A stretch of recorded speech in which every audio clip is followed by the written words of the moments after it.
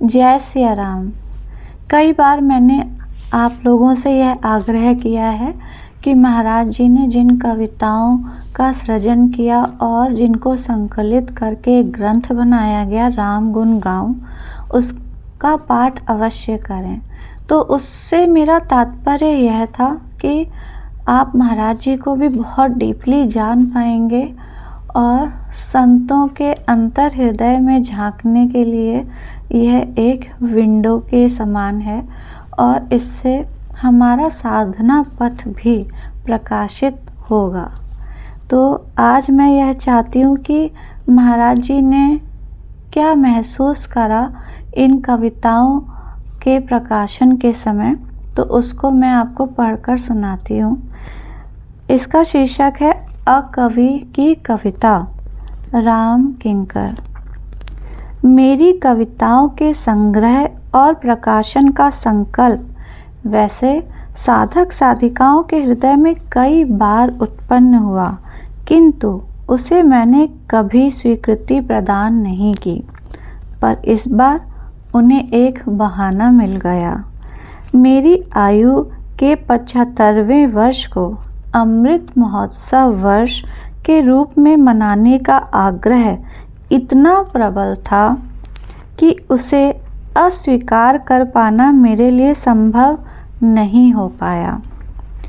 उत्सव धर्मिता आज के जनमानस में इतनी प्रबल हो गई है कि उसके बिना ये सब कुछ अधूरा सा प्रतीत होता है।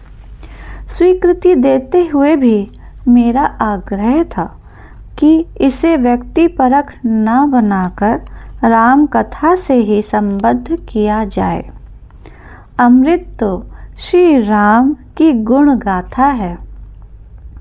उस गुण गाथा में मैं भी एक माध्यम बना, यह मेरा सौभाग्य है। मैं कवि नहीं हूँ, यह मेरी विनम्रता नहीं, सत्य है। कवि तुलसी का काव्य हृदयंगम करने के बाद स्वयं को कवि मानने की धृष्टता मैं करूं, यह संभव नहीं है। किंतु एक अद्भुत विरोधाभास ही है कि जब मेरे हृदय में कोई भावना उमड़ती है तो उसकी अभिव्यक्ति के लिए मैंने कविता की विधा का ही आश्रय लिया है। अनेक कविताएं उस समय लिखी गईं जब मैं युवा था। प्रवचन के पश्चात जब मैं शैया पर विश्राम करता तो एकांत क्षणों में मेरे हृदय में कुछ भावनाएं उमड़ती और उन्हें एक डायरी में अंकित कर लेता। जिस डायरी से कविताएं ली गई हैं वे सन 1957 की हैं, पर यह अद्भुत सी बात थी कि मैंने इन कविताओं को कभी किसी व्यक्ति को सुनाने की चेष्टा नहीं की, क्योंकि उन कविताओं का उद्देश्य केवल उससे बातें करना था जिसे मैं प्रवचनों में राम नाम के रूप गुण के रूप में प्रस्तुत करता था। किंतु रात्रि के एकांत क्षणों में मैं उसे कोई नाम नहीं दे पाता था। उस समय मुझे रामायण में घटित घटनाओं की स्मृति नहीं आती थी। एक रहस्यमय प्रियतम जिसे मैं युगों से खोज रहा हूँ, उसे उल्हाना देने, उससे हृदय की बातें सुनाना ही उद्देश्य होता था। इसीलिए उसे कभी किसी अन्य को सुनाने की बात मन में नहीं आती थी। प्रकाशन का तो प्रश्न ही कहाँ था। पर इससे भिन्न अवसर तब आता था जब हनुमत जयंती का पर्व आता था। मेरे पूज्य पिताजी आंजनेय के अनन्य भक्त थे। बड़ी अवस्था में उन्होंने मुझे हनुमान जी की कृपा से पाया था, ऐसी उनकी सुदृढ़ आस्था थी और इस विश्वास के पक्ष में उन्हें एक अनोखा तर्क मिल गया था। मेरा जन्म हनुमान जयंती के 7वें दिन हुआ था। इसे वे एक संयोग नहीं, संकेत मानते थे। वे हनुमान जयंती तो मनाते ही थे, अब उन्होंने पूरे सप्ताह का रूप दे दिया और यही क्रम आबाद गति से संपन्न होता जा रहा है। पहले पूज्य पिताजी की देख रेख में यह उत्सव मनाया जाता था। बाद में यह दुविधा मेरे मन में अवश्य आई कि क्या इसका निर्वाह मुझसे हो पाएगा। पर प्रभु का आदेश पाकर यह निश्चय बना कि उत्सव प्रभु की ओर से होगा। मैं एक निमित्त मात्र रहकर ही इसे चलाऊंगा। उत्सव के लिए जो पत्रिका जाती थी उसमें एक कविता मेरे माध्यम से लिखी जाती थी। इसमें जो पंक्तियां लिखी गईं वे उस अवसर पर मेरी मनस्थिति की भी परिचायक हैं। तीसरी प्रकार की कविताएं श्री रामचरितमानस के विविध प्रसंगों से संबद्ध हैं। कुछ प्रसंगों को पढ़ते हुए उत्प्रेक्षाओं का उदय होता और वे कविता का रूप धारण कर लेती। पर इससे भी एक विचित्र सी बात थी। शायद ही कभी प्रवचन प्रसंग में उन्हें सुनाने की बात मन में आती। उन्हें सुनाता भी नहीं था, स्वयं पढ़कर संतुष्ट हो लेता। पर जब उसे प्रकाशित करने का संकल्प स्नेहियों के हृदय में आ ही गया तो उसे नकारना संभव नहीं था। सुकवि हूँ नहीं, कुकवि भी कैसे कहूँ, जब इसमें राम नाम अंकित अवश्य है। अतः मैं इसे अकवि की कविता कहना चाहूँगा। संपादन का भार सुकवि विराम जी को दिया गया।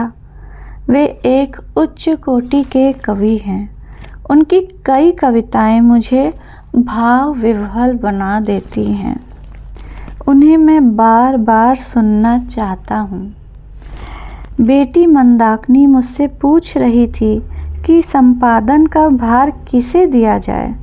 उसी समय अचानक विराम जी आ गए। लगा प्रभु को यही अभीष्ट है कि यह कार्य उन्हें ही सौंपा जाए। उन्होंने स्वीकार किया और उनके द्वारा संपादन प्रभु की इच्छा थी। उन्हें हार्दिक आशीर्वाद।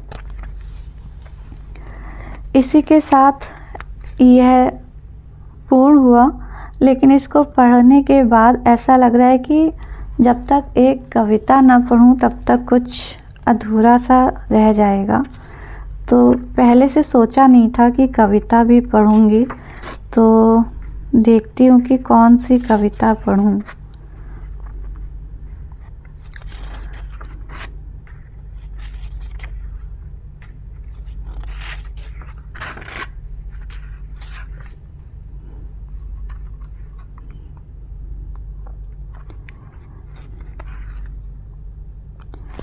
तुम मृदु मृदु क्यों मुस्काते हो, तुम अडिग धनु हो चलित मैं, बाण के संधान सा हूँ। नयन के इंगित मधुर तुम, मैं मुखर आह्वान सा हूँ।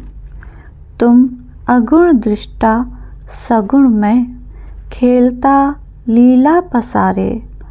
जान पाते हैं तुम्हें जन, शब्द मम बनते सहारे। भाग्य की रेखा अमिट तुम, जो कभी बदली न जाए। मैं दया हूँ एक ही मनुहार से, जो मुस्कुराए।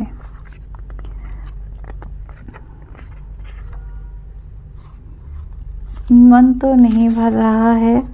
देखती हूँ कोई एक और छोटी सी कविता पढ़ी जाए।